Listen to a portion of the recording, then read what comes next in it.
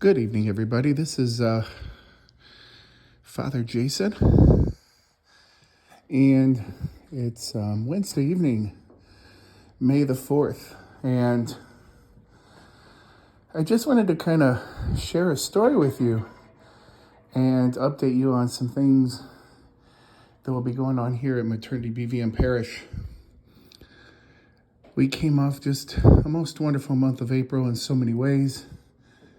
Our celebrations of Easter, as well as our 175th anniversary celebrations.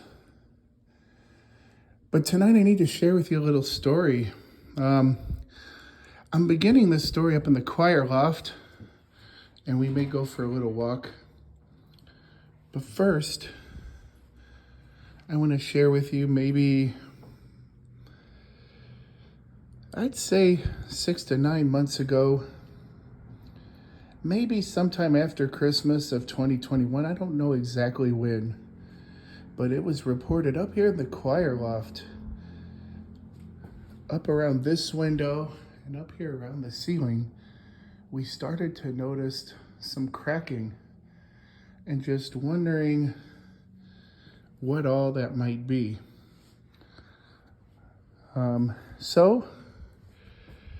As it was reported to me from the people that are up here, the choir members and Chris sharing that concern on their behalf as well, we decided to have this cracking looked at. What might be going on with our church building? Underneath, you'll see that on the cracks, we have these little gauges. So what happened, we decided to ultimately bring this to our Buildings and Grounds Commission, one of our new committees that has been formed. And we called an engineer to come in to gauge the situation. What might it be? Could it be that the church is sinking? We really didn't have, a clear picture of what was going on.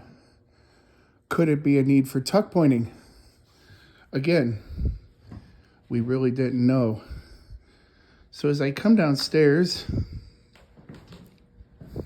and again, these steps, I think they're a little more difficult going down than climbing, and they're a pretty treacherous climb.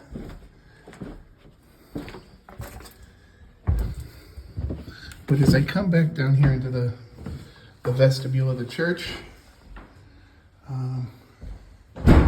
there are some more cracks that we see back here as well. It's back over this door. Again, there's another crack up there with the gauge. Well, some good news. Those gauges have not moved since being placed up there. We're relatively confident that we don't have to dig down and address the settling of the church at this time. But what was found with the engineering, as well as with representatives of our Buildings and Grounds Committee, is that the church needs to be tuck pointed. Now, this is the front of the church. When you look at the front of the church, you may even say, wow, it looks fine. Where is the need for tuck pointing? Well, let's go over here to the side of the church.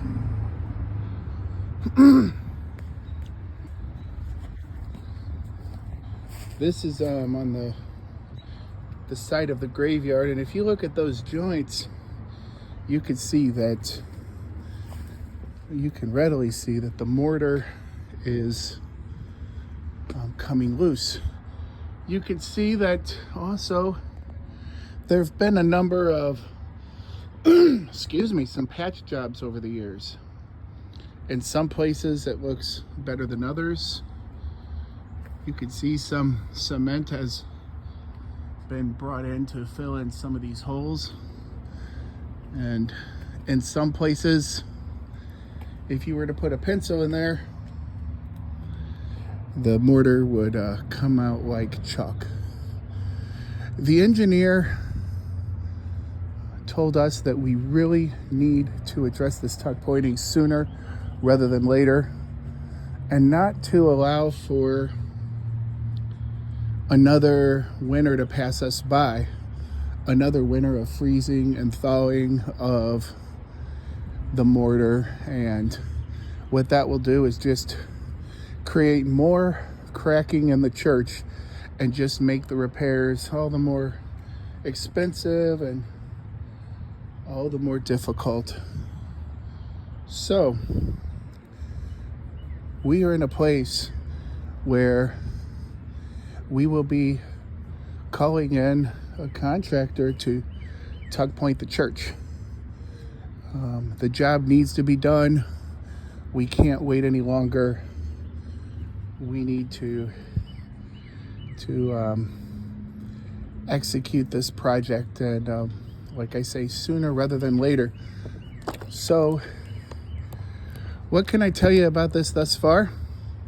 We went through a competitive bidding process, and we accepted a bid whereby the church will be tuck pointed, and there will be some ceiling work done around the windows of the church, and also too the grotto, which is beyond the tree line there. The grotto will be included in this project. The grotto itself could probably hold out just a little longer, but if we're in the process of mixing mortar and tuck pointing, I have a feeling that it would be better to get the job done now than in the future have a $25,000 project at another time when we could get it done and it'd be part of the project. And matter of fact, as you look at the grotto, even though it could hold out a few more years, there's obviously some spaces where work on the grotto is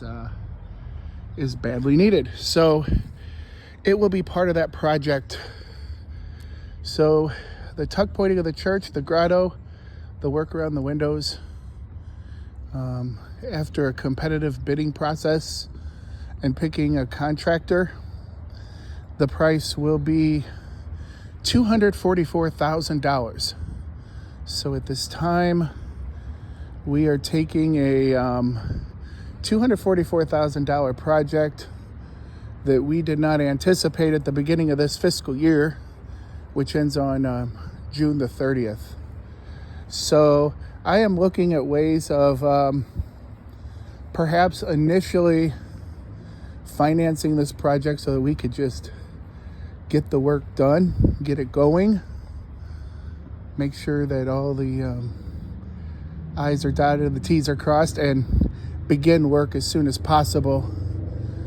But while financing could be an option for the long term, I would hope that it would be just a short-term solution just to get the project off the ground, and then eventually we could reach out and seek to ask for donations to assist with this project. The reason that we don't want to finance this for the long term is because we have had an architectural audit done on our buildings, and we realized that in the next 10 years, if we follow all the recommendations, we may need $2 million in 2019 figures, maybe possibly more as time goes on. And so we want to be in as strong a financial position as possible to meet these needs, and we just never know. Some other points of concern: in the near or the far term could be the roof on the old part of the school, the boiler in the school. The roof on the church could have another 8 to 10 years. We may do a little bit of work on the roof while doing this tuck pointing project, just to for the sake of the appearance of the building. It could help the shingles last a little longer up there as well. So for now, I just wanted to share with you our story, let you know what's going on. Basically, these are things that many of these details had actually been settled early today. The contractor we are choosing is a contractor by the name of Ward, W-A-R-D-E, up in Countryside, Illinois. They are a union contractor, and they're accustomed to this kind of work. And so this is, it's good that we are, picking a contractor that is accustomed to working on limestone building, and this is the kind of work that they do. So in a competitive bid process, we're happy that this is the contractor that we think will do the best work, and that the terms of the contract, according to our Director of Buildings and Grounds and our Buildings and Grounds Committee, is the best route to go. So for now, I just want to share with you the story. We will be extending invitations for sure, but I just wanted to be realistic and let the parishioners and also friends of Maternity BVM know what's going on.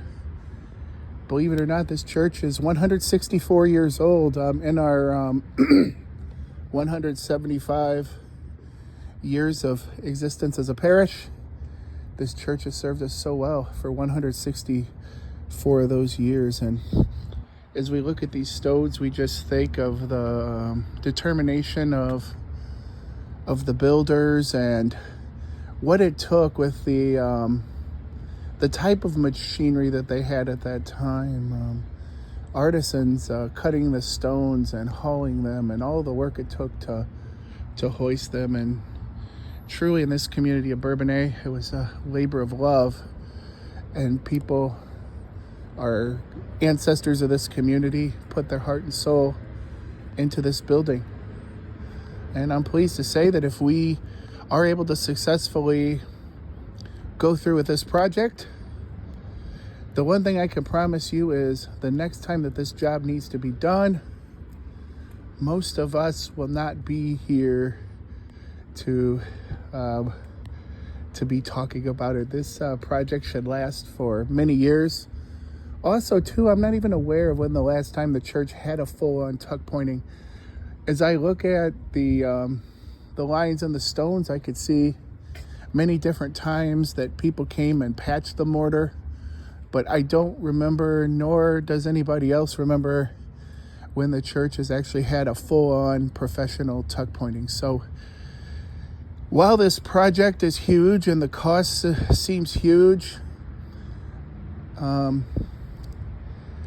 also think that it's huge to know that by doing this, and by doing it, also the project of the grotto, that we will most definitely be able to hold on to these jewels in our community. So anyway, I wish you a beautiful evening, and in this month of May, let us go to the patroness of our parish, our Blessed Mother, and ask her to intercede on our behalf, that these efforts and endeavors would be successful, and that the strength of our parish will be shored up for some time to come. May God bless you. Amen.